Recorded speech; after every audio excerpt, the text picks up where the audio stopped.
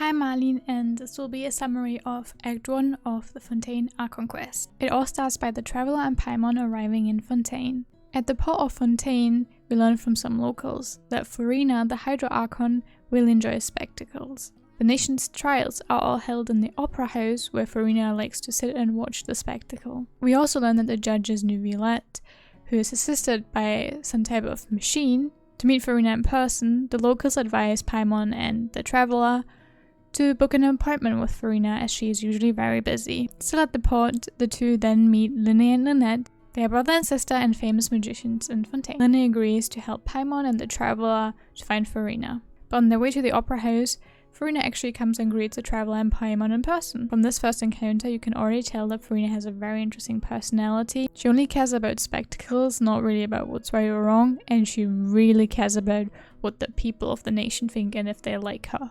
Furina also wants to have a duel in court with the Traveler, but Linné helps them out of the situation. Then we find out that Linné and Lynette actually have a magic show in the Opera House the next day, and Linné invites the Traveler.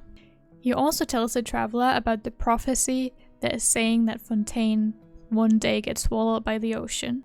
It says that every person in Fontaine is born with sin. No matter how the nation of justice holds trial after trial, this sin cannot be absolved. Until one day, the water levels in Fontaine will rise, and the sinful people will slowly be drowned, and only the Hydro Archon will remain. Why are people in Fontaine born with sin? There are lots of guesses. To help the people of Fontaine, Linné's family distributes magic pockets, which are basically like moving boxes, so that the people that live near the shore can move easily more inland, where the danger of the house getting drowned by the ocean is not as great. After collecting some more materials for the magic pockets, Linné notices a thief. He makes a plan with the Traveler and Lynette to catch the thief, but sadly the thief gets away. To drop off the materials they gathered for the magic pockets, everyone makes their way to Linné's house. On the way we meet Charlotte, a reporter from the Steambird, the newspaper in Fontaine. She tells the Traveler and Paimon about the serial disappearance case. Randomly, girls of the same age just disappear and vanish and are never to be seen again. It is still unknown who's responsible for this. At Linné's house we meet Firminette, a phenomenal diver and Linné's brother. He tells us about a story that whenever it rains in Fontaine, it is actually the Hydro Elemental Dragon crying, and it usually rains on days of trials. Then Linné asks us to deliver the materials for the magic pockets to the smith. Here the Traveler encounters Child, who's here for a holiday. He's been having bad feelings and dreams, which are probably related to his childhood. In his childhood, he fell into some sort of abyss and was rescued by Master Skirk. With Master Skirk, he learned most of his combat training that isn't dependent on his vision. Master Skirk also told him that him falling into this abyss awoke something and is still in him. It has been years since this happened, and Child could not find this abyss or Skirk ever again. Then Child gets into some combat and actually loses control over his vision. He still manages to fight the baddies with just his combat skills, but it is very concerning. He then gives his vision to the Traveler because he's on his way to a duel with the best duelist in Fontaine, Clorinde. And he doesn't want the vision to possibly malfunction and then therefore distract him during the duel. These duelists that Clorinde is part of are professional duelists in Fontaine, because in Fontaine, instead of going to trial, you can actually request a duel to death. Then it is the next day and the day of the magic show. At first the magic show goes pretty well, but then something goes wrong at the finale. There are two boxes, and Linné will be in one of the boxes and an audience member will be in the other box. Then after a minute, they're supposed to swap places and come out in the other box. Linné in fact does come out of the box where previously the audience member was in, but the audience member does not come out of the other box.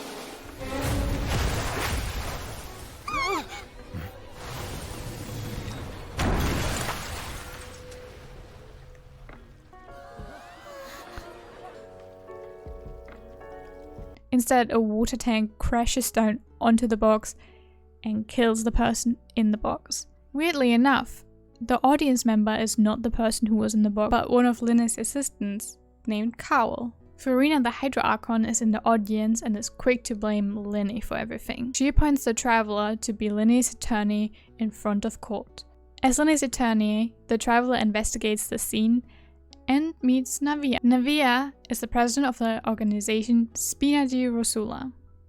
It is an organization that helps people in need, so she wants to help Linne and figure out the truth. Therefore, Navia and the traveler partner up for the investigation, during which Linne explains the magic box swapping trick. Basically, there's a tunnel connecting the two boxes. Linne can just go through the tunnel into the other box, and the audience member is in a box within the box. This inner box can then be lowered through the tunnel and put into the other box. Navia is also the one who finds the missing audience member, Lillian, which turns out to be the thief that Linne, Lynette, the traveler, and Paimon found earlier.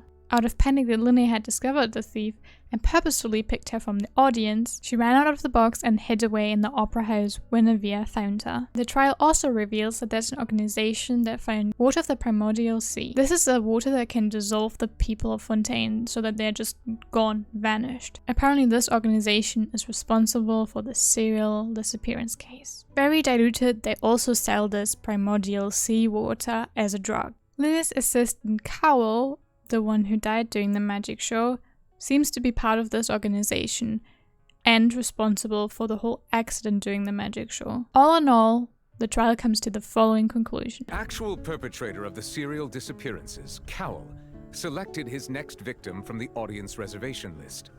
With some modifications to the selector, he could ensure that the pre-selected young woman would be chosen.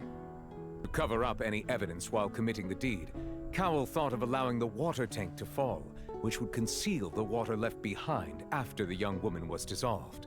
He also tampered with the rope suspending the water tank, using the fireworks at the end of the performance to cause the tank to drop and hide the watermarks. He poured the water from the primordial sea into a balloon during the preparation of the magic box and stuck it to the box's lid.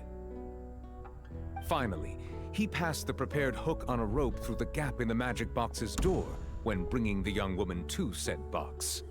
When the magic trick officially began, the box containing the woman was lowered into the tunnel, tightening the hook rope and bursting the balloon containing the water.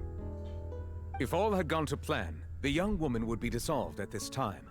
However, Lillian was not from Fontaine and thus fled the box with a loud noise. Realizing that there was trouble, Cowell entered the tunnel and met Lillian. Thinking that the waters had not yet taken effect, he decided to proceed. However, his opponent was more capable than he thought, and he was overcome, knocked unconscious, and placed into the magic box, and thus became his own final victim. Lillian, according to her own statements, then changed clothes and hid until the performance ended, before hiding in other parts of the opera house. And Linne is declared innocent. However, during the trial it was also revealed that Linne and Lynette are actually part of the Fatui. So after the trial, Linne reveals in person to the traveler what happened in his past and how he ended up being part of the Fatui. So Linne and Lynette were orphans living on the street. Through performing magic shows on the street, they earned money to pay for food. Then one day a noble man found them and took them in. He used their magic show to gain some influence across the nobility. After one of their magic shows, he basically sold away Lynette to an older man. Obviously, when Linne finds out, he wants to find Lynette and free her. But when he arrives at the house that Lynette is now trapped in, the knave or Arlecchino of the Fatui is already there. She slaughtered all the nobility and rescued young girls that were trapped in the basement, including Lynette. After, Arlecchino offers Linne to join the Fatui and help the people of Fontaine and protect them from the prophecy with things like the magic pockets, for example. It was also revealed that Linne successfully entered the basement of the opera house, where the machine that assists Novelette with judgments is located. Linne tried to get access to this machine to find out how it works. However, there was a second person in the room with him, so he fled before he could see anything. Act 1 ends with Navia offering a celebration meal. And that's the end of this video. I hope you enjoyed it, and there will be videos about Act 2 and further acts as well.